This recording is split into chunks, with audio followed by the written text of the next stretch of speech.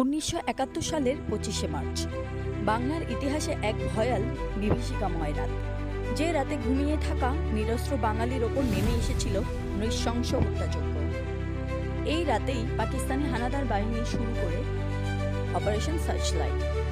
লক্ষ্য ছিল বাংলার মানুষকে স্তব্ধ করে দেওয়া, স্বাধীনতার স্বপ্নকে চিরতরে মুছে ফেলা। ঢাকা বিশ্ববিদ্যালয়, রাজপথ, ঘরবাড়ি কোথাও ছিল না নিরাপত্তা। নিরস্ত্র ছাত্র, শিক্ষক, সাধারণ মানুষ নির্বিচারে হত্যা করা হয় হাজার হাজার মানুষকে।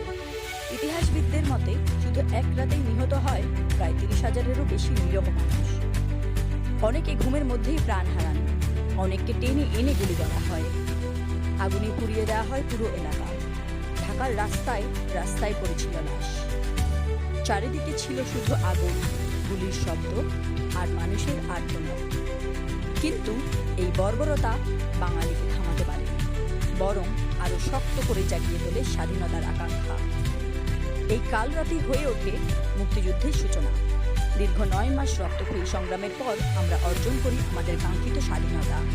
30 লক্ষ শহীদের আত্মত্যাগের বিনিময়ে আসে একটি বিজয়, একটি স্বাধীন বাংলাদেশ।